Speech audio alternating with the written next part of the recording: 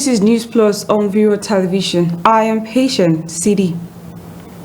President Muhammadu Buhari has inaugurated the Governing Council Board of Directors and the Executive Management Team of the Ministry of Finance Incorporated at the Council Chambers of the State House, Abuja. At the official launch, which preceded this week's Federal Executive Council meeting, Buhari tasked the new Governing Council and board to raise the value of the Murphy's portfolio from the current 18 trillion to 100 trillion by 2023. In his address, the president said the new leadership would take steps to mobilize capital and invest some in assets that are critical to the federal government's revenue drive. This, he said, will involve reviving and restructuring non-performing assets, turning them into aggressive cash flow generating entities. According to Buhari, the inauguration of Governing Council Board and Executive Management Team became necessary to optimize returns on existing investment.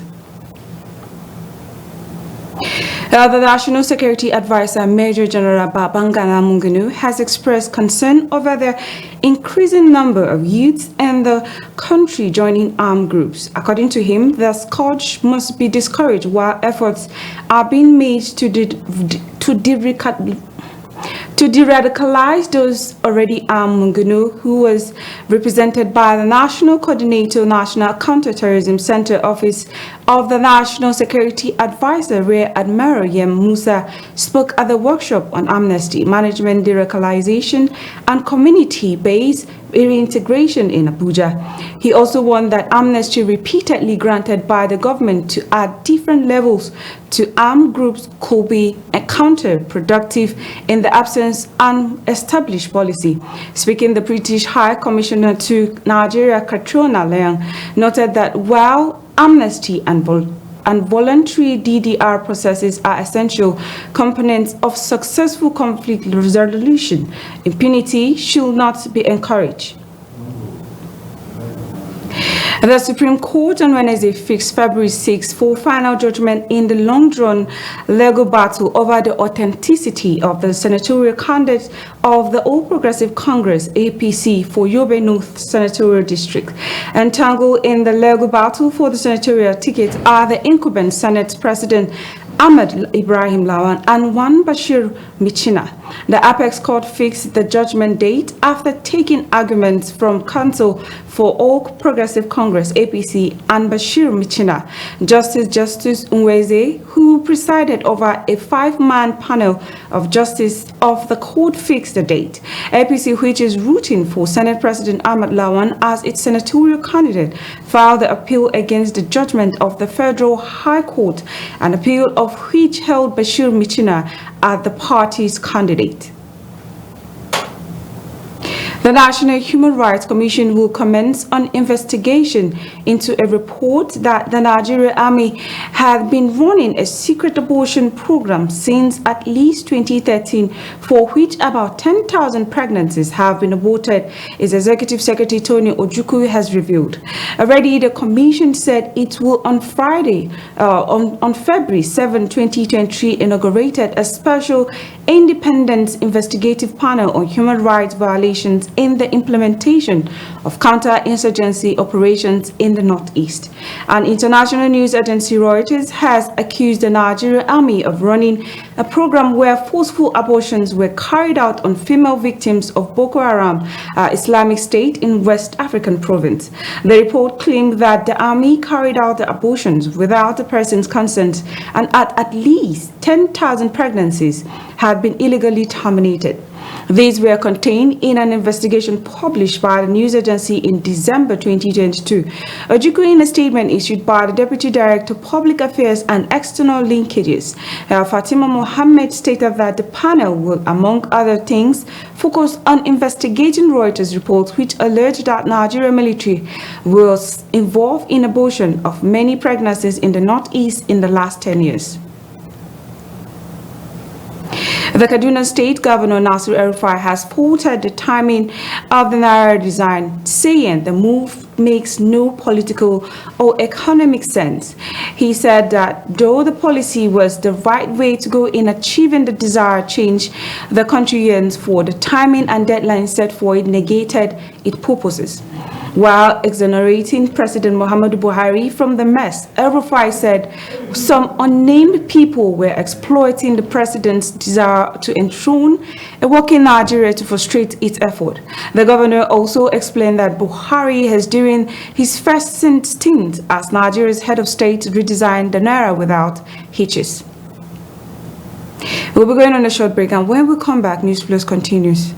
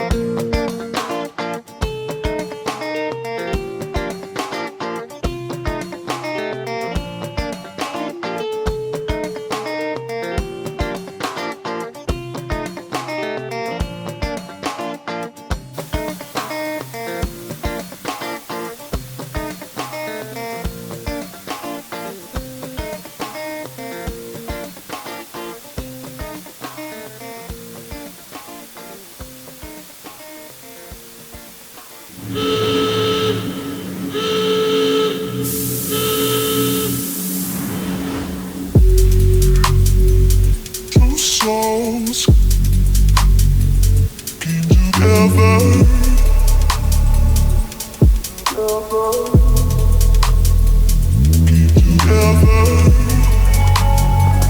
Two souls came together.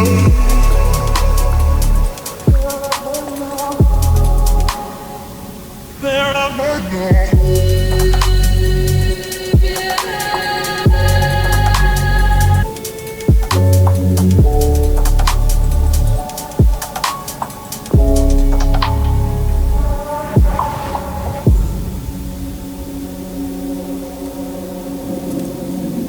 Tat Fragrance, the new luxury fragrance for men and women.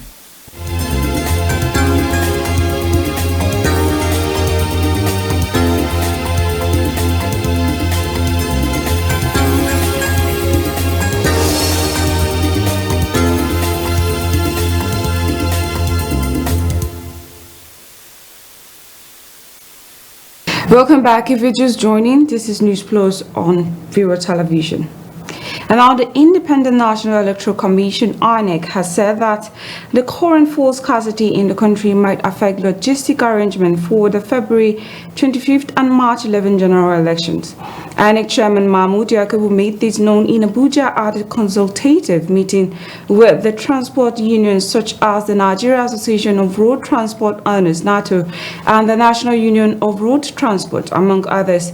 The electoral chief also urged the transporters to neutral and non-partisan as the commute INEC staff to and from polling units. He said interstate trips won't be allowed, saying all INEC and ad hoc staffers must not be moved beyond their local government areas. The Academic Staff Union of Universities on Tuesday has said it was not in the purview of the National Universities Commission and other tertiary institution regulatory agencies to shut schools to allow students in university, polytechnics, and colleges of education to vote during the forthcoming elections. A member of the National Executive Council of ASU and chairperson of the union at the Federal University of Technology, Mina, Professor Bolahan Bolarin, said this in an interview with newsmen. He was reacting to calls from individuals and groups, including the House of Representatives, that the nation's higher institutions should be shut during elections so that students who registered near their homes can return home to vote. Newsmen report that the House of Representatives last week, Tuesday or Thursday, passed a resolution asking the NUC to shut university so that the student can take part in the forthcoming elections.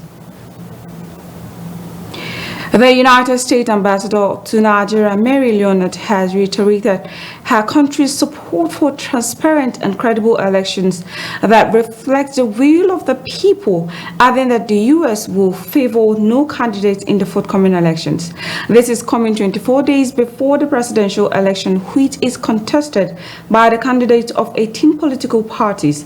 She also declared that the country will not influence or favor any candidate vying for the topmost positions. Leonard, who spoke during a one-day multi-stakeholders dialogue titled Nigeria's 2020 Election Fostering Youth, Action for Peace and Stability in Abuja, said that the election presented an opportunity for Nigeria to solidify its place as a democratic leader in Africa.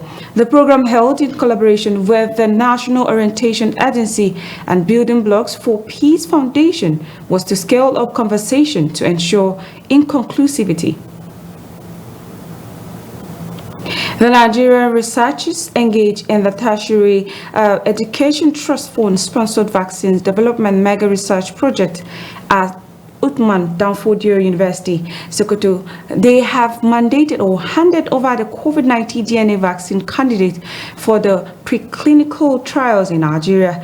The academics, in a symbolic handover of the vaccines candidate in Sokoto State, said despite the numerous challenges faced during the procurement of some of the consumables equipment and reagents from abroad within 11 months of the receipt of the first tranche of the third fund grant, the vaccines was ready. Speaking at the presentation, Vice Chancellor of Usman Danfodio University, Professor Lawal Bilbi, said the handing over of a vaccine candidate for trials goes a long way to showcase the ability of indigenous scientists to solve the nation's problem using homegrown resources and facilities. He assured that the nation is very close to reaping the benefits of the investment. He further added that the researchers will converge in the next few months to celebrate the successful completion of the project. The Joint Admissions and Matriculation Board has suspended 2 registration centers for collecting 6,500 from candidates for the Unified Tertiary Matriculation Examination e-form PIN instead of the authorized 5,700.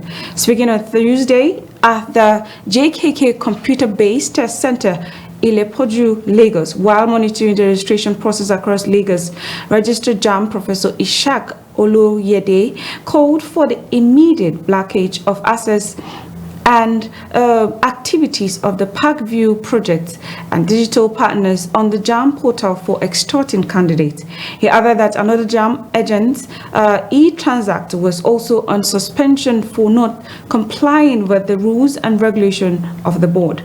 Oloyede also emphasized that the registration time will not be extended beyond February 14, 2023, saying that the board expected registration of 100,000 per day.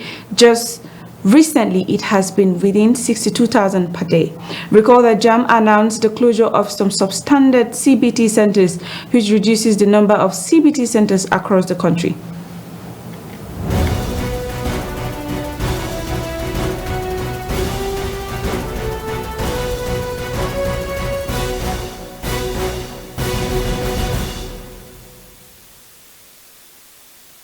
And now on the international scene, Equatorial Guinea has gained its first female prime minister after Manuela Bote was appointed to the post by President Teodoro Mbasogo. Bote has been the Minister for National Education, University Education and Sport since August 2020. She was also the Vice Dean of the Faculty of Letters and Social Sciences at the National University of the Equatorial Guinea. Bote replaces former Prime Minister Francisco Assou, who held his position for nearly 8 years. Equatorial Guinea has been ruled by President Teodoro Mbasogo since 1979, when he overthrew his uncle Francisco Iguema in a coup. Now, 80 years old, Teodoro is the world's longest serving head of state, excluding monarchs. Now, China has called for an end to the China threat theory after the leaders of Japan and NATO shared concerns over Beijing's growing military cooperation with Russia. Chinese Foreign Minister spokesperson Mao Ning made the appeal in a regular briefing on Wednesday. Japanese Prime Minister Kishida Fumio met with NATO's Secretary General Jens Stoltenberg in Tokyo on Tuesday. The two leaders pledged to strengthen their partnership in the face of Russia's invasion of Ukraine and raising competitiveness with China. Mao said Japan should earnestly draw lessons from history and stick to the path of peaceful development and refrain from undermining the trust among countries in the region of regional stability. She also said the Asia-Pacific region is not a battlefield for geopolitical contest and does not welcome the Cold War mentality. 自己是不断加强同亚太国家的军事安全联系，渲染中国威胁，有关动向应当引起地区国家的高度警惕。中国始终是世界和地区和平稳定的维护者，在热点问题上，我们始终积极劝和促谈，推动局势降温。北约应当认真思考自己为维护欧洲安全发挥了什么作用。我想强调的是，亚太不是地缘争夺的战场，不欢迎冷战思维、阵营对抗。 And other pro-democratic activities in Myanmar are holding a silent strike to mark 2 years since a military coup. Protesters have urged the public to remain indoors and for businesses to close from Wednesday anniversary. The call came as the UK, US, Canada and Australia announced fresh sanctions against army-linked firms. According to the UN, more than 1.2 million people are displaced from their homes. The military is using what it has, which is brute force, used indiscriminately to attack anything they think is a target. And that often means shelling villages, it means burning down villages, it means shooting civilians.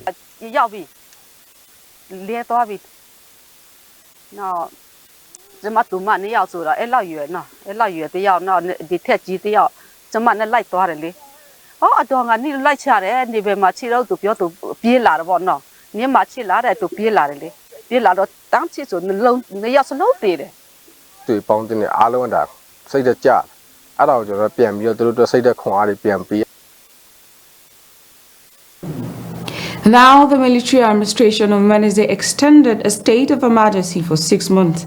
It had previously said that the country was facing unusual circumstances, prompting fresh doubt over its pledge to hold an election this year. An exhibition of anti-war drawings was unveiled in Russia on Tuesday, despite government efforts to snuff out any criticism of President Vladimir Putin's assault on Ukraine. Elena Osipova, a 77-year-old protest artist from Russia's second city, St. Petersburg, presented 15 of her drawings created between 2014 and 2022. Since the start of the military campaign in Ukraine, all public criticism has been outlawed, included the words war and invasion. A number of prominent and ordinary Russians have been given lengthy prison terms for public opposing the Kremlin offenses in the pro-Western country. Osipova, who has been a critic of the Kremlin for many years, said she was not afraid of speaking out. Это моя страна, моя родина, понимаете? Почему я не могу что-то сказать или сделать мирно, без оружия? Что именно вот эти события, они рождают творчество, понимаете? Какая-то появляется необыкновенная энергия, когда люди переживают это все. And that's all on NEWSPLUS. I am Patient City. Please enjoy the rest of our programs.